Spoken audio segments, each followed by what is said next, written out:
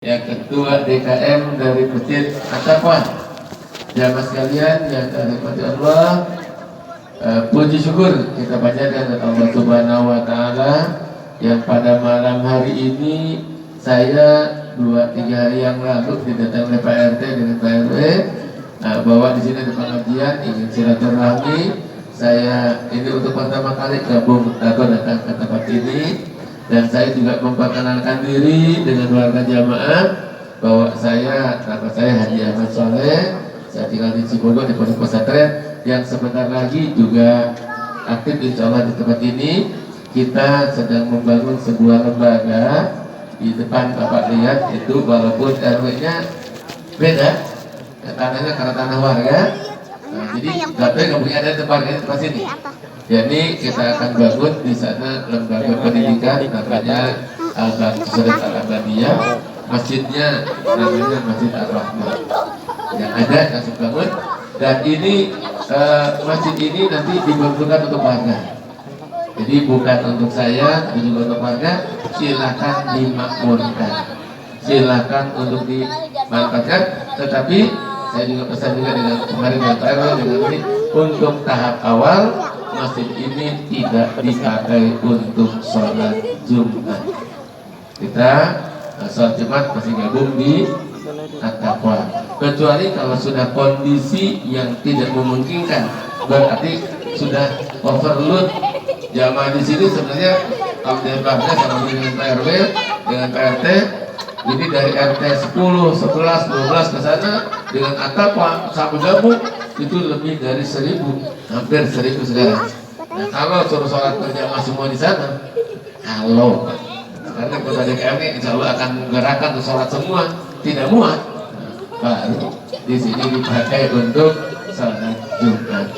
Kalau, tapi nanti kita lihat mudah-mudahan karena ini perumahannya akan terus berkembang.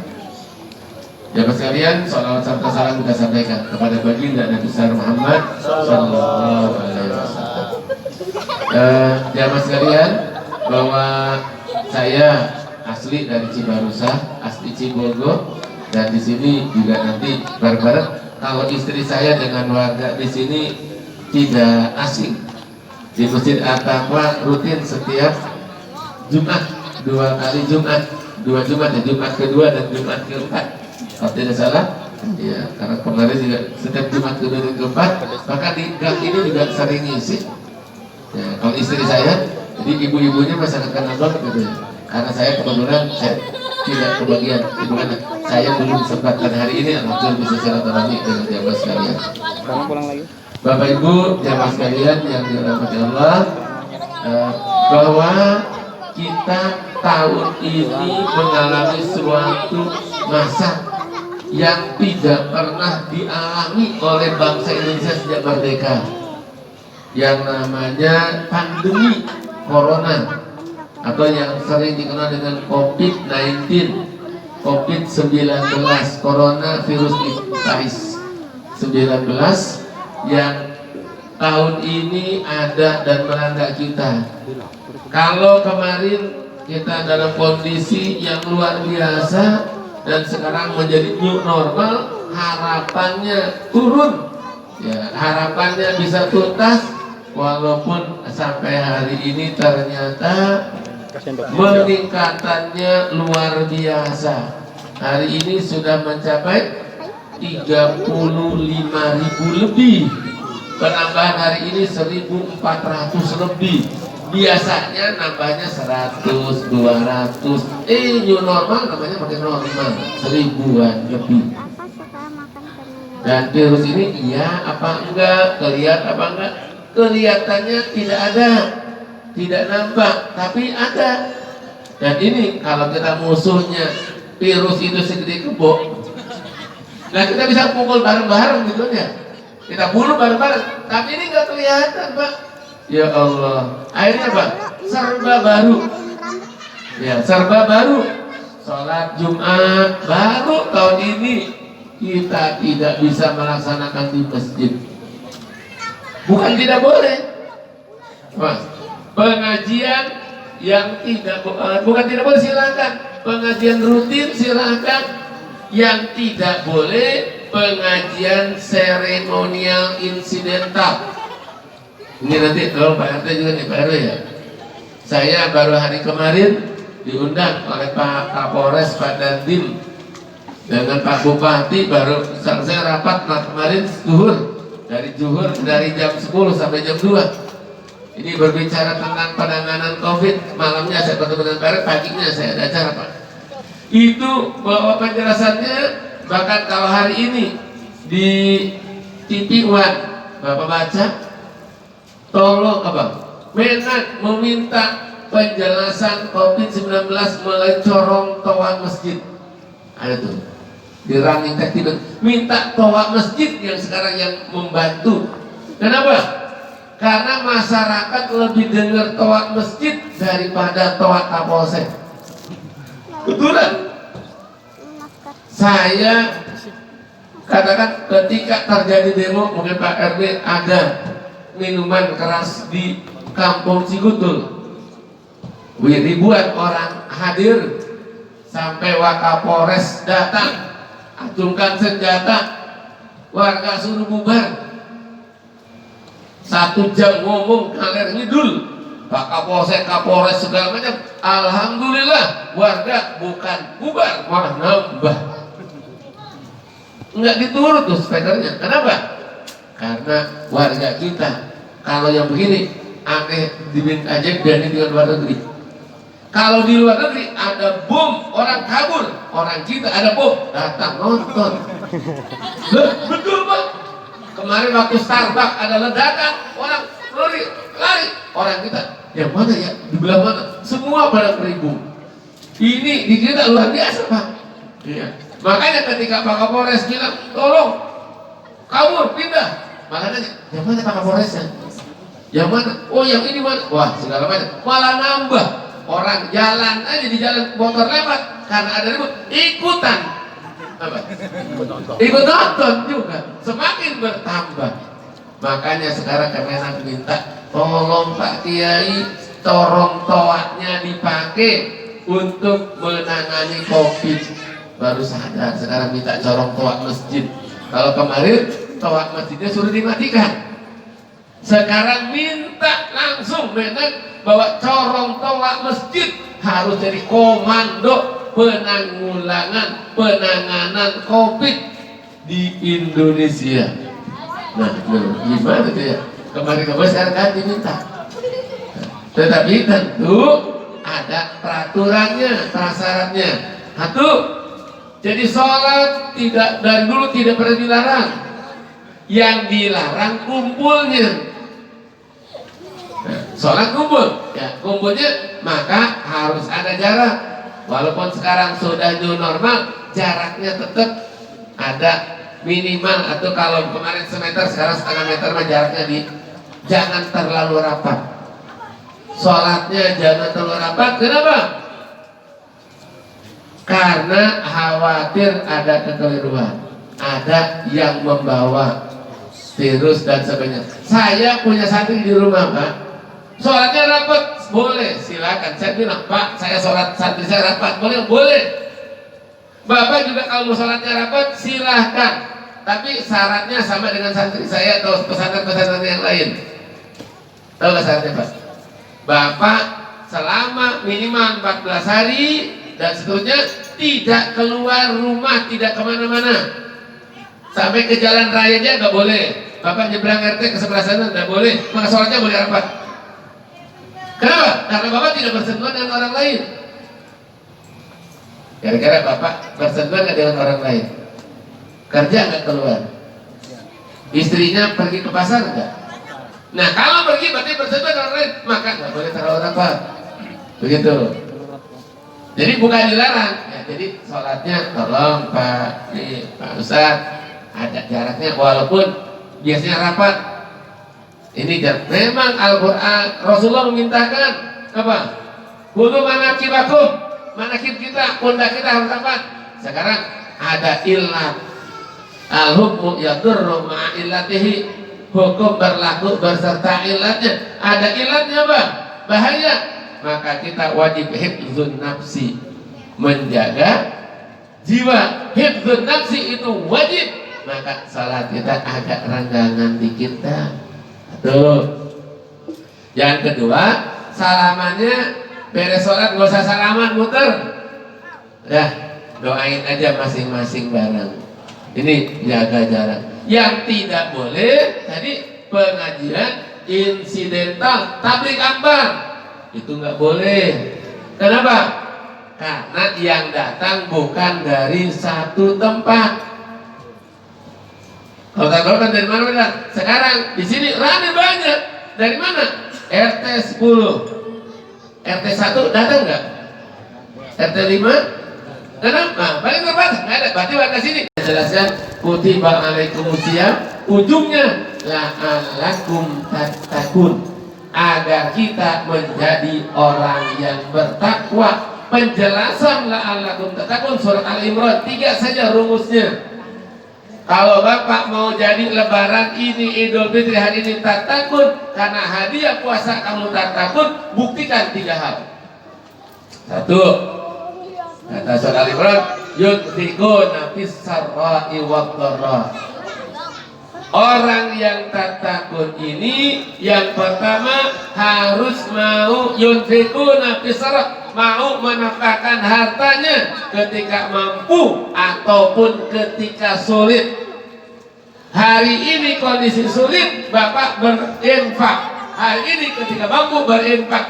Saya mah sekarang malah lagi sulit, nggak mau infak. Itu salah. Tapi kemarin di Cibogo, Pak, di saya ada pamero, ada bahasa isem. Kenapa? Ada warga yang terkena positif. Warga yang mana positif, akhirnya Pak, karena positif, akhirnya warga termasuk datang kumpul di rumah saya, kita kumpul, udah kita rereongan bareng, kita bantu bareng. Ada yang ngirim beras, ada yang minyak, ada yang duitnya segala macam. Akhirnya dikumpulkan, dapat uang 3 juta lebih, beras 2 karung, mie lebih dari 10 dus, minyak segala macam. Akhirnya apa? Kata warga, nih dibagi, kasih ke yang terkena, karena keluarganya berempat, anak 2 dengan istrinya dan dia sendiri, suaminya yang terkena 4. Akhirnya apa? Kata tangannya, mau nggak? Kamu mau punya duit enggak? Mau dapat beras enggak? Mau dapat minyak enggak? Kalau mau gampang caranya, positif dulu COVID-nya. Kira-kira Bapak milih mana tuh? Mau dapat beras, dapat kulit tapi positif, dan ketika positif apa? Taruhannya nyawa. Kenapa? Karena 14 hari minimal. Yang di Cibogo itu 21 hari, ternyata bukan 14 hari, tidak bisa keluar. Anaknya mau kalau dapat bantu ini apa? Pintunya kayak begini, masuk ke sana pakai bambu, nyambung, nggak boleh keluar. Akhirnya berjemur di atas, lewat orang pada, ya Allah, tuh, ya, ini luar biasa. Orang mau sadar nyumbang, tapi karena ketika dia terkena musibah, jadi Bapak juga mau disumbang, Pak RT juga kan nyumbang kepada siapa, Pak? Yang positif. Jadi Bapak kalau mau disumbang oleh Pak RT positif dulu, gitu Pak RT ya, siap? Nggak ada yang mau kan? Subhanallah, kita minta sehat. Maka orang yang muttaqin, orang yang takwa harus mampu yunfiquna fis sarra'i wad dharra. Harus mau berinfak. Jangan berpikir ketika kita infak harta kita habis, harta kita berkurang. Rasulullah tegaskan, "Mana qasat malun min shadaqatin walakin zadallahu illa izzan." Tidak berkurang harta yang kita sedekahkan, tapi harta itu bertambah dengan kemuliaan. Amin. Kalau Bapak infak, saya sekarang ngaji, alhamdulillah. Kalau kemarin masuk masjid infak kotaknya 2.000, sekarang udah ikut ngaji, alhamdulillah besok mah jadi 2.500. Ya alhamdulillah, masih nambah. Ya Allah, nambah. Tapi saya datang ke Masjid Rawa Sentul, Pak. Apa kata Pak Kiai Imam Mulyana? Pak Kiai, saya ingin COVID ini nambah lebih lama. Loh, kenapa Pak Kiai? Saya tanya gitu. Ketika belum COVID, kotak amal masjid paling gede 600.000. Itu juga jarang. Rata-rata jualan Jumat dapatnya 400.000, 300.000, 600.000 nih setahun ini dapat 2 kali. Setahun dapat 600.000 2 kali. Sekarang corona dapat 4 juta, dapat 6 juta. Sampai kemarin saya dapat 6 juta, mantap. Makanya saya corona itu dah 6 juta. Saya tanya kenapa? Sampai sebetulnya karena orang-orang Lipo tidak bisa sholat di masjid Lipo, dia ngadain sendiri di Rawa Sentul. Akhirnya orang dari Lipo pernah masuk ikut sholat itu, infaknya gede-gede, hanya buat dapat baju. Jadi ingin corona terus gitu. Kenapa mereka juga infak tuh? Ketika sulit infak, yunfikuna fisarra'i wa dzar. Yakin ketika Bapak infak, insya Allah harta yang kita sedekahkan harta bertambah, dan harta itu akan tadfa'ul bala. As-shadaqatu tadfa'ul, mencegah daripada musibah. Orang terkena corona silahkan, tapi kita dengan sedekah insya Allah Allah jaga kita dari musibah itu. Makanya jangan takut dengan sedekah. Sedekah harta tidak punya, kita sedekah dengan tenaga. Dengan tenaga tidak punya, kita sedekah dengan doa. Saya bisa seperti ini datang ke sini bukan karena saya sehat, tapi saya karena doa dan semuanya. Ketika Nabi Ibrahim ditanya, di manakah tempat Anda yang paling nikmat ya Ibrahim ketika Anda hidup? Apa jawabannya?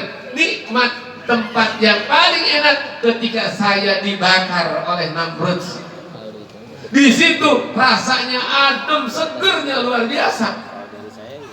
Kenapa? Kira-kira kalau kita dibakar boro-boro adem, seger. Nabi Ibrahim dibakar, dia dapat doa. Apa? Ya narukuni bardan wa salaman. Ya hai api, dingin, selamatkan, seger. Makanya kata Nabi Ibrahim, itu tempat yang paling enak. Kenapa? Doa. Nabi Yunus ditanya, di mana tempat yang paling segar? Dia jawab, ketika saya ada di dalam perut ikan. Kenapa? Karena dia dapat doa dari Allah. Apa? La ilaha illa anta subhanaka inni kuntu minadh dhalimin. Doa kita di sini dengan doa, jangan karena kita segala macam, karena doa yang tidak terasa oleh kita. Ya. Orang kalau karena obat kita segar, dokter tidak akan mati. Dia banyak obatnya, tapi ternyata dokternya mati. Ya kan? Tuh. Kalau karena harta, orang kaya miliaran tidak akan mati, tapi ternyata mati. Saya berobat karena punya penyakit jantung. Ke profesor, dokter, spesialis jantung, udah profesor. Namanya dokter N. Ini saya nggak bisa sebut namanya. Takut sebut. Ahli jantung luar biasa, dan dia menjadi dosen juga di Universitas Tokyo. Setiap bulan ngajar ke Tokyo. Ngajar apa? Pengobatan jantung. Meninggal dunia karena serangan jantung. Jangan lari ya. Al-Tabib yudawi naswa berid. Kalau dia memang sehat itu karena jantung, bisa, ternyata nggak akan terkena. Bapak tahu ada dokter Johannes, ahli penyakit dalam di rumah sakit, bisa mati, meninggal. Sudah pakai dan cinta dia. Kenapa? Karena lambungnya parah, serangan jantung kolak, akhirnya tidak tahan, bawa mobil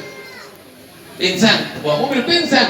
Dokter penyakit dalam pingsan karena serangan kolak perut lambung, akhirnya nabrak tembok, meninggal. Harusnya dia tidak akan terkena kolak perut kalau memang dia obatnya itu, maka ini adalah doa. Ya jangan takut. Itu satu ciri orang yang takwa, itu wal kadhiminal apa?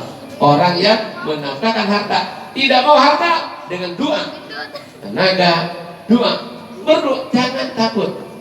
Kenapa Anda tidak mau berdoa? Makanya ada yang tanya, beres sholat, ada makmum langsung pulang. Kata makmum tanya, makmum kenapa Anda pulang? Saya doanya dengan imam tidak cocok. Kenapa tidak cocok? Karena imamnya nggak doanya egois. Doa ada. Oh imamnya doa, ya Allah turunkan hujan. Kata makmum, saya kan datang es. Kalau hujan saya rugi. Makanya kalau jadi imam doanya banyak umum. Oh ya, mau contoh sederhana aja. Maka ini doa. Saya mohon doa dari semuanya. Masjid sana bukan tidak butuh dana. Kita bangun, kita tidak mau merepotkan warga. Silahkan nanti pakai. Tidak minta dana, tidak minta doanya dan semua. Nanti kita pakai. Itu dua. Yang kedua, ciri yang mutang itu adalah wal kadhiminal ghaidha. Orang yang mutakin itu harus kadhiminal ghaidha, mampu mengendalikan hawa nafsu. Bukan menahan, mengendalikan. Lebaran hari ini orang Polri dan kita 90% mampu kadhiminal ghaidha kepaksa. Kebijakan kepaksa. Kenapa? Biasanya menjelang lebaran mudik. Beres lebaran, sedang lebaran, jalan-jalan. Sampai saya sempat satu hari dulu lebaran seumurnya baru sekali-kalinya oleh keluarganya, Pak, kali-kali lebaran jalan-jalan. Saya lebaran nggak pernah. Iya, kemana? Ke Ragunan. Ternyata ke Ragunan mau masuk aja 4 jam ngantrinya. Itu baru ketemu bawa uang, itu saudara di sono 4 jam ngantri lebaran. Setahun ini yakin nggak ada yang pergi ke Ragunan, nggak ada yang pergi ke Taman Safari, di rumah aja. Kenapa? Mengendalikan hawa nafsu yang dipaksa. Kenapa? Mau ke sana dituntut. Ya Allah. Biasanya menjelang lebaran hotel penuh, macet di mana-mana. Bahkan 2 tahun yang lalu ramai Brexit. Ya, apa itu? Di Brebes, keluar Brebes sampai orang banyak yang kelaparan. Kenapa? Ngantri, nggak bisa lewat. Kenapa? Macet. Sekarang lancar. Kenapa? Orang mampu mengendalikan diri.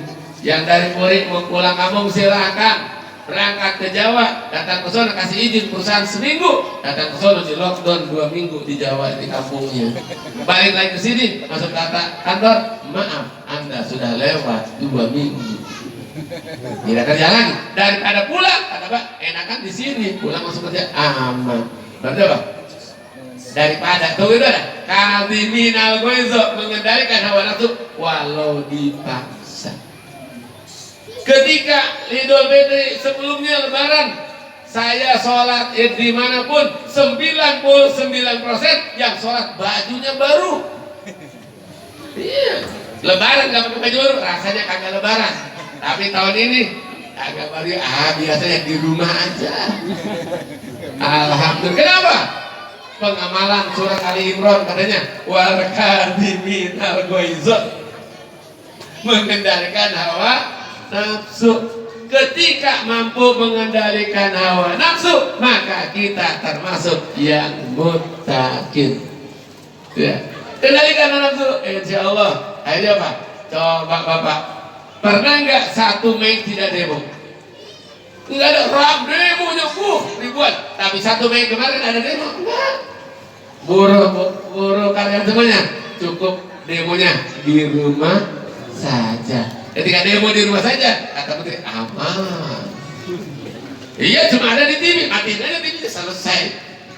Cuma ada di Zoom, yang ada di Google Meeting. Ramai ngomong-ngomong, matiin aja kita selesai. Aman. Kenapa? Kata dia kalau saya dengerin, ntar kata apa? Pusing, udah. Wal kadhimina gitu. Kendalikan hawa nafsu. Insya Allah. Kalau kita mampu mengendalikan hawa nafsu, maka kita termasuk yang muttaqin. Nyampe itu puasanya. Yang ketiga, wal afina anin nas, saling memaafkan. sesama manusia. Ketika lebaran, bapak ketemu saya, belum juga ketemu apa bilang?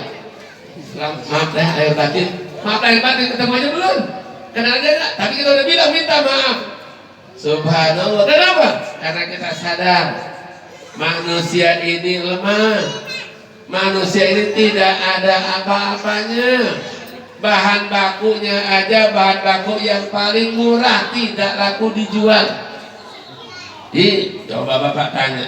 Tuh, kue bala-bala, apa ini? Buras, lontong.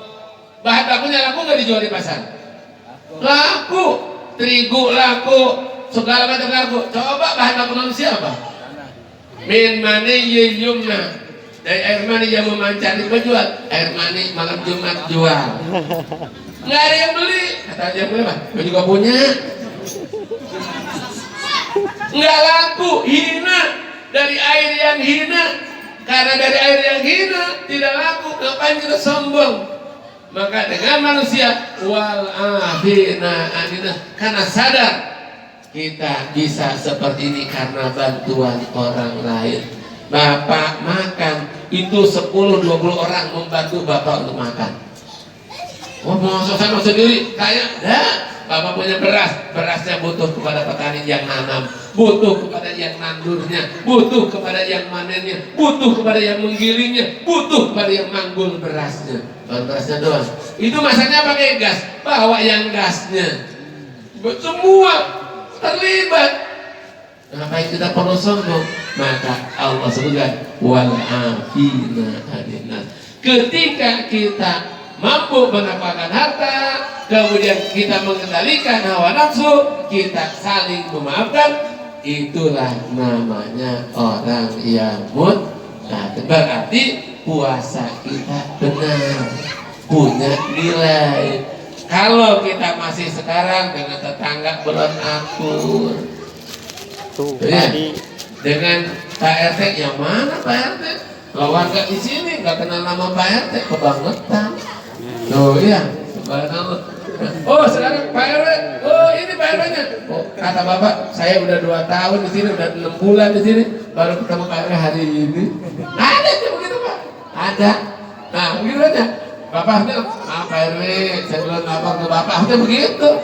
Tuh bapak nggak lapor dulu, tuh salah sebenarnya. Kadang-kadang kita tidak merasa salah. Kadang-kadang kita tidak merasa. Oleh karena itu, ketika kita mampu merasa salah, kita memaafkan orang lain, kita mampu mengendalikan hawa nafsu, jangan lupa kita berinfak. Insya Allah kita termasuk orang-orang yang muttaqin.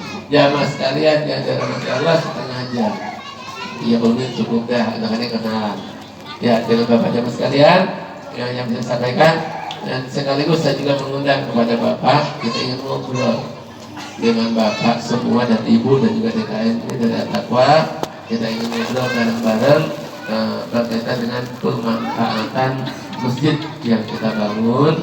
Silakan Bapak Kelola, insya Allah pada malam Senin, bukan Senin besok, tapi Senin temunya lagi di Pak. Kita ngobrolnya di masjid, langsung di sana kita ngobrol lah. Ya, mudah-mudahan kita bisa ngobrol dengan dari hati, dari mana dan segala macamnya.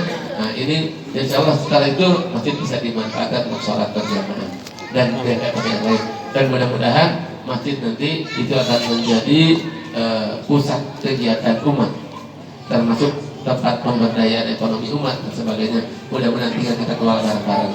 Ya, termasuk kerjasama dengan At-Taqwa, dan kita juga kerjasama nanti dengan DMI. Dengan DMI Pusat, kebetulan wakil ketua umum DMI Pusat adalah sahabat saya, wakilnya dari Pak Yusuf Kala itu teman sekamar, teman masak bareng, Profesor Hamdan Rashid. Kemudian untuk direktur pengembangan pemberdayaan ekonomi DMI Pusat itu murid saya. Jadi insya Allah kita coba bareng-bareng, kita kaji bareng-bareng. Nah, tapi nilainya bermanfaat. Jadi kita tidak ingin membebankan, tapi ingin membantu masyarakat yang ada. Jangan disebar ini bareng-bareng. Ya, mudah-mudahan. Barangkali jamaah sekalian, saya tidak bicara nanti DKM siapa dan programnya, nanti saja pada malam Senin yang akan datang kita ngobrol. Ya, bagaimana pengelolaannya dan bagaimana ini masjidnya kok ujung-ujung gini. Ternyata saya tidak ujung-ujung dengan beliau dengan ini sudah apa? Karena masjid ini tidak awal dari dengan tidak bicara tidak minta izin dari warga. Saya punya metode dan kita tidak melanggar, ada aturan yang kita tempuh. Kenapa? Yang kita bangun ini adalah lembaga pendidikan. Di mana lembaga pendidikan? Aturan pendidikan yang sudah ada, di dalamnya ada ini, izinnya bukan izin izin lembaga, di dalamnya ada ini. Jadi itu aturan yang kita pakai. Insya Allah ini tidak bermasalah Pak. Dan ini insya Allah semuanya prosedural. Semuanya prosedural dan dari mana dan segala macam ya. Yang penting dan masjid ini dan lembaga ini bisa berjalan dan kita tidak ingin membebankan masyarakat yang ada, tapi juga kita ingin memberdayakan ekonomi masyarakat yang ada. Ya mudah-mudahan ini menjadi tempat yang bermanfaat buat kita semua. Barangkali itu yang bisa saya sampaikan pada hari ini Pak RT, mohon maaf karena Pak RT juga ada acara ini, jadi saya tidak lama tidak ada alasan, saya ada alasan karena saya dari pagi Pak keluar dari rumah ini dari pagi. Malam tadi itu sebenarnya saya dari jam 1:30 baru udah bangun sebelum isya sore. Tadi pagi udah berangkat ke Bogor ke Cianjur, baru nyampe pas azan maghrib baru nyampe langsung motor ke Hidayah langsung ke sini. Di malam ini subuhnya kebetulan alhamdulillah juga masih nyambung. Kurang lebihnya mohon maaf, mudah-mudahan sekali lagi kita menjadi orang-orang yang muttaqin seperti Allah gambarkan dalam surat Ali Imran tadi. Syaratnya untuk jalan takwa, satu, jangan lupa untuk berinfak, kemudian mampu mengendalikan hawa nafsu dan jangan bermusuhan, saling bermaaf-maafan. Billahi fisabilil haq wallahul muwaffiq ila aqwamit thoriq. Assalamualaikum warahmatullahi wabarakatuh. Waalaikumsalam warahmatullahi wabarakatuh.